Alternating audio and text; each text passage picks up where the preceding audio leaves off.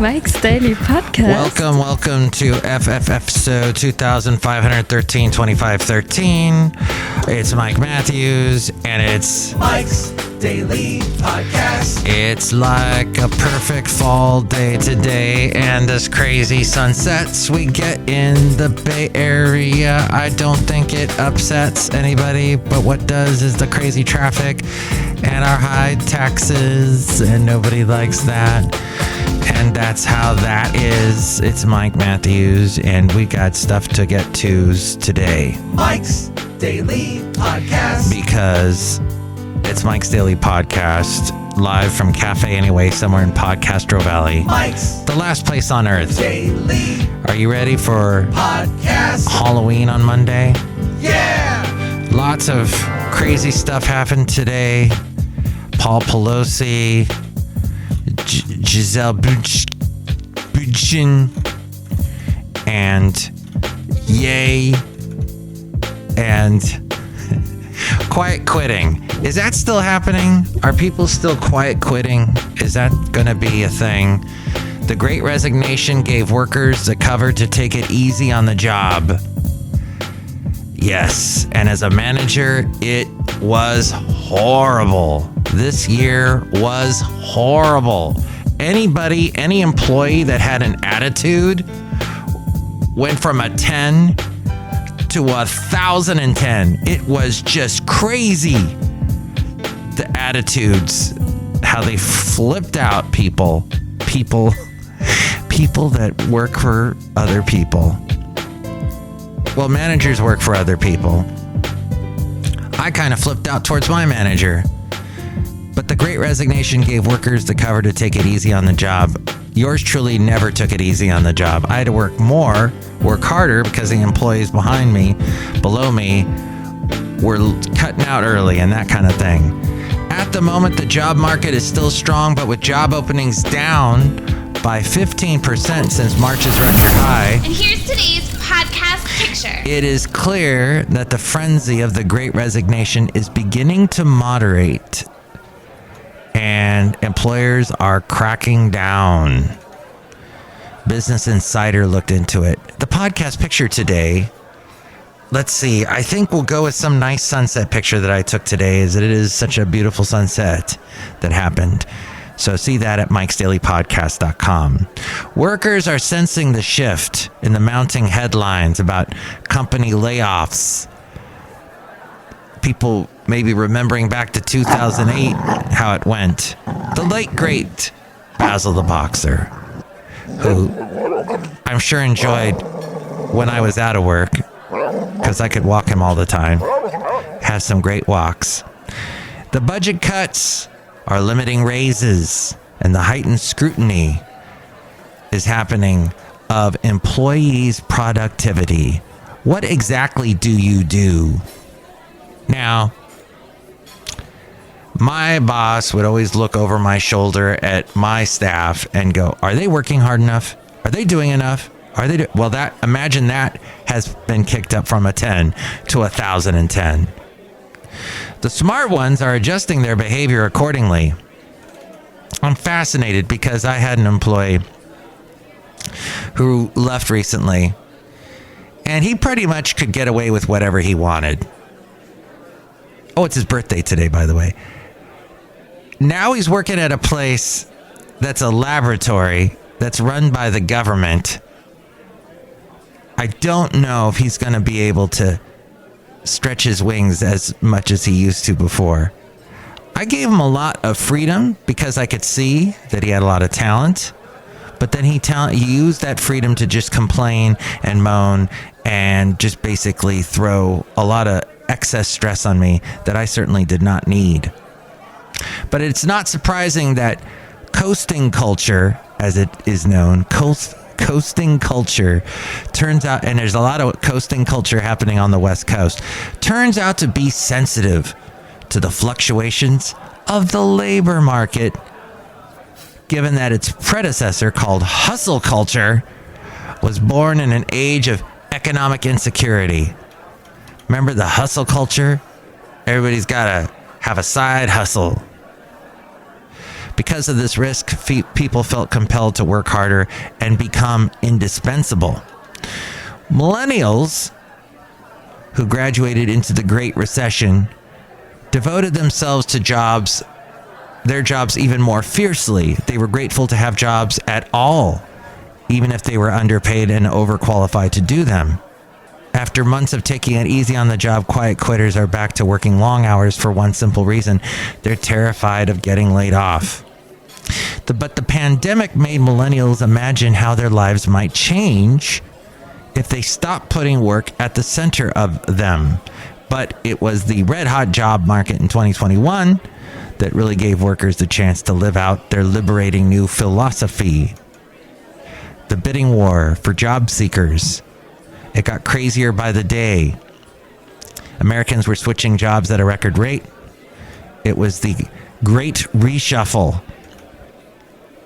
Desperate to attract job candidates and retain their existing staff, companies were suddenly crowing about work-life balance. Companies were also hanging on to every employee, no matter how bad they were at their jobs.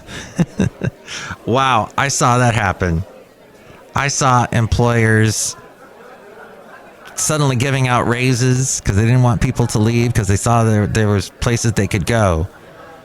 At the end of 2021, human resources managers reported that they were going to manage out fewer than 2% of low performers compared with the usual 5%. Things today look very different. For starters, consider what's going on at Facebook over there at Meta. Executives in Meta have instructed managers to bucket 15% of their employees as needs improvement. They're conducting quiet layoffs.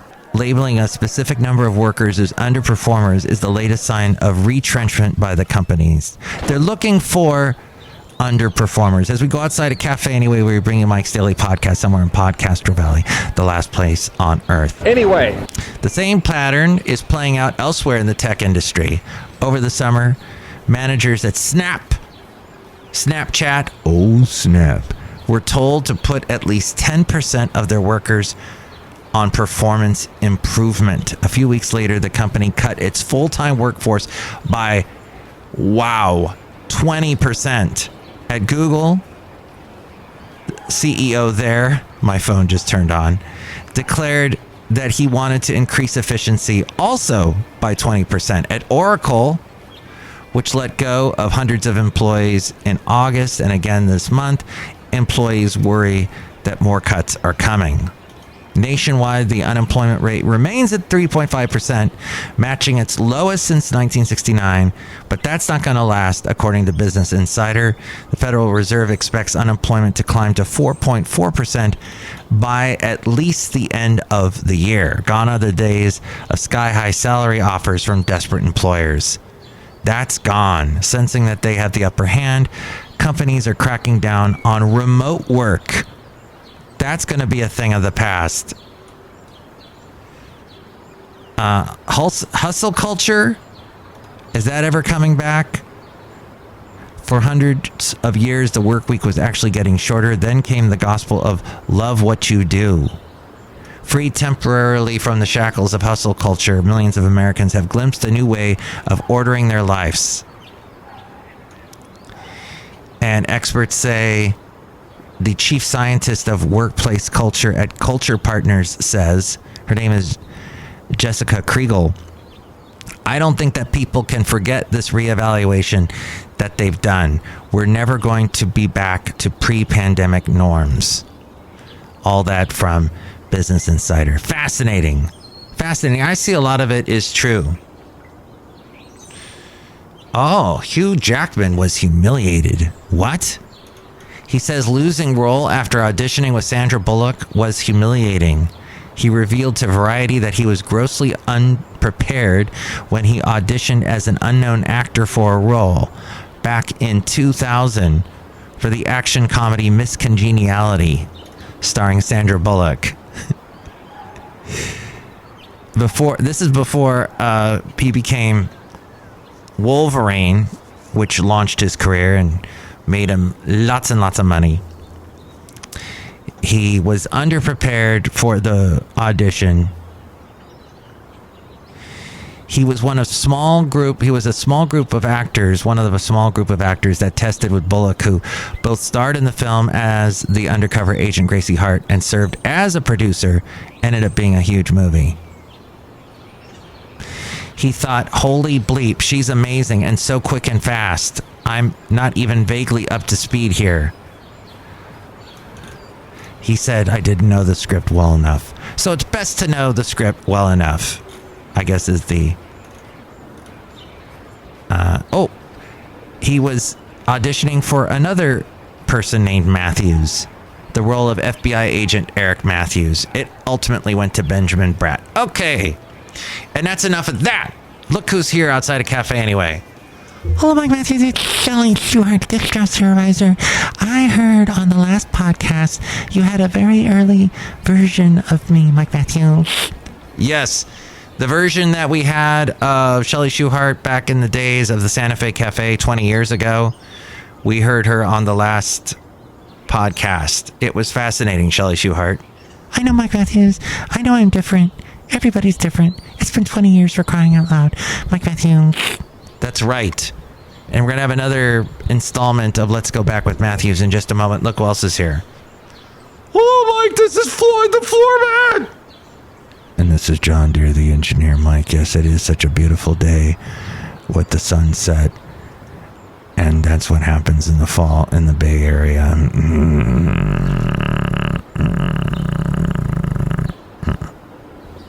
Well, that was interesting. Did you just get a motorboat motor? Yes, Mike Matthews is a motorboat motor. Uh-huh. Let's go way back in time, shall we? On the segment, Let's Go Back with Matthews. We're going back, way back. Now, Mike Matthews is a person that works in radio that does this podcast. In fact, that person is me. And I was so interested, so enamored with radio, going way back to my childhood, when I would listen to the radio and hear the disc jockeys playing the music in between the songs. They would talk and say interesting things. I thought, I want to do that. I thought in my head, I had a little cassette recorder, and unfortunately I did not keep those cassettes. I remember vividly throwing them out in the 80s, so disgusted by what I heard. However, then in the 80s, I did work at a radio station, and the disc jockey there by the name of Michael Newman, who worked in the evening, said to me, if you want to be on the radio, you got to show me what you sound like. You got to go in that production room, that recording room right there with those two turntables, and you make me a disc jockey, what we call an air check. You make me a demo tape, and let's hear what you sound like. So I did. And lo and behold, just a few weeks ago, I found this cassette. And I'm going to play you a tiny bit of what yours truly sounded like back in 1987. That is 7,000 years ago. Let's go and listen to that. I am not good at math. That's why I am in radio. But I know it was a while back. That's all I'm saying. Okay, shall we listen to a little bit? Here we go. This is yours truly on a radio station in Santa Barbara called Y97. Mr. Fee Association. Now Y97 will be on hand with some great prizes. So for more information, give me a call here on Y97. Here's Prince, and you know something, darling? You got the look. I'm telling you. It's crazy. Y97.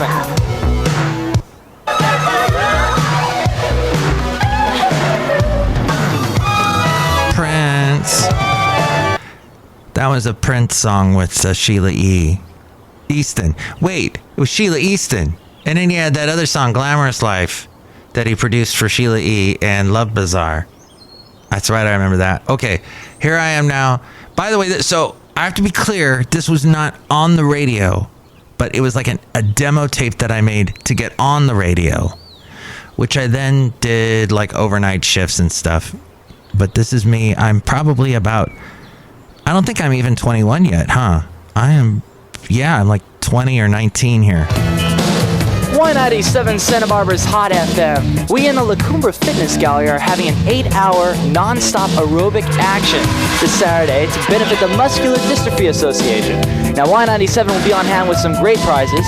So for entry information, contact the Fitness Gallery, Manufacturer Sports Outlet, and Santa Barbara's Hot FM, Y97.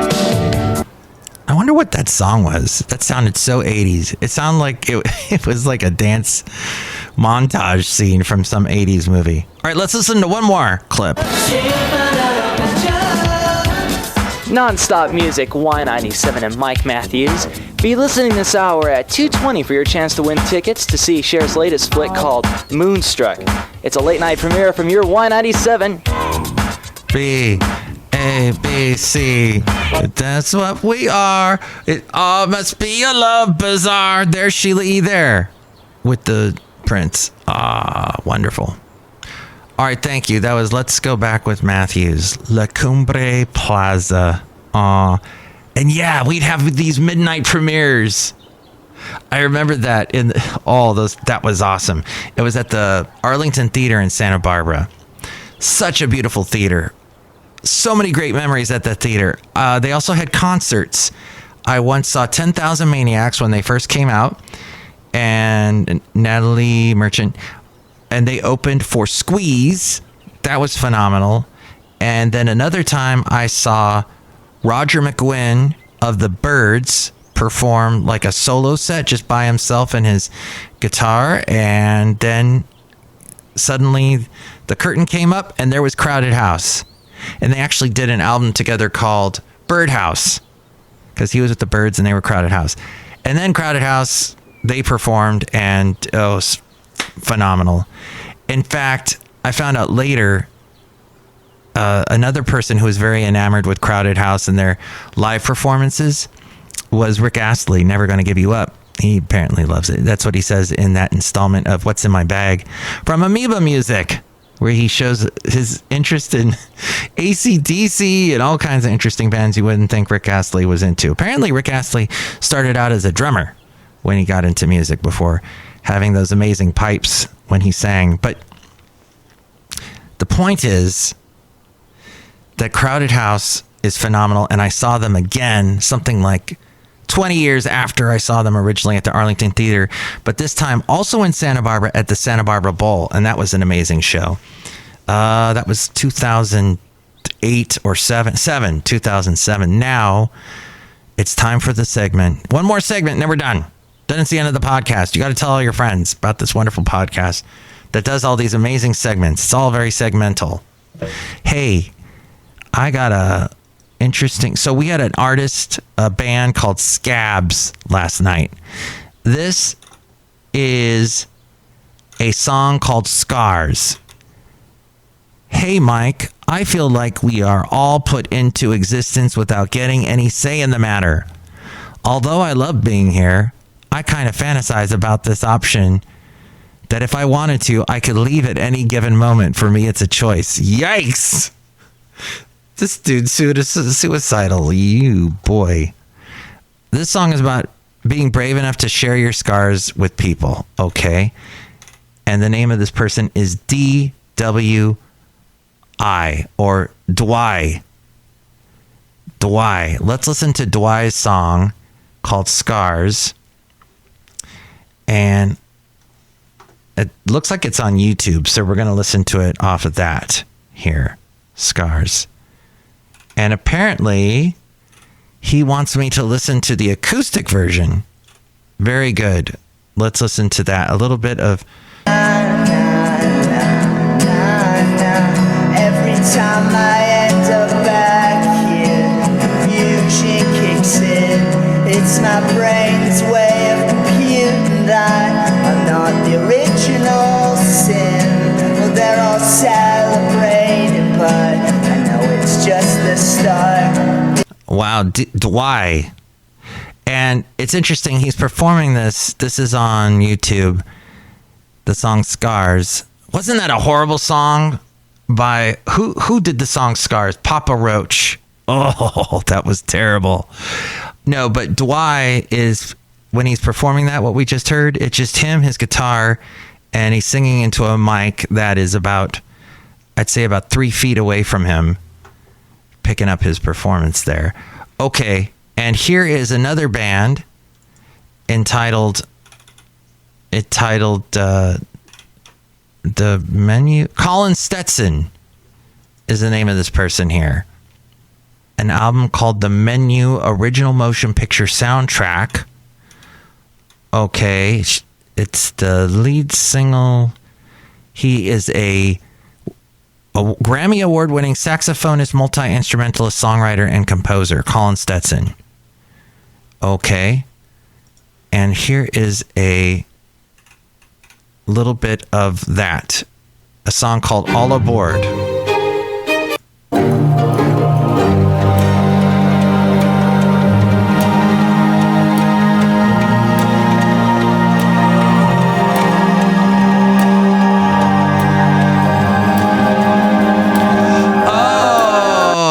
Wait a minute, The Menu. Yes, I've heard of that.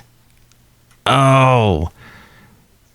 It's a couple that travels to a coastal island to eat an exclusive restaurant. That premise there is never good. Never go all the way to a coastal island to eat at an exclusive restaurant, because you know the menu is going to have things on there that are going to scare you, especially this close to Halloween.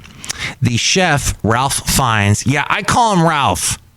You can call him Rafe if you want. I'm saying Ralph. His name is Ralph Mouth Fiennes. Has prepared a lavish menu with some shocking surprises, starring Ralph Fiennes, Anya Taylor-Joy, Nicholas Hoult, Hong Chai, Janet McTeer, Reed Birney, Judith Light, and John Leguizamo. Is that guy ever not going to get work? He gets work. He's a voice of some character from some franchise. He's a villain. He's all sorts of things. So, anyway, Cafe Anyway. There you go. Which one did you like better? Did you like Dwight with his song Scars, or did you like Colin Stetson with a song I played a little bit of All Aboard from the Menu soundtrack? I bet you he got a nice paycheck for that. If I were you and I was someone that called up podcasts and called them like now at 336mm Daily, that's 3 + 3 = 6. MM is in Mike Matthews Daily, as in what this podcast has been for a couple days.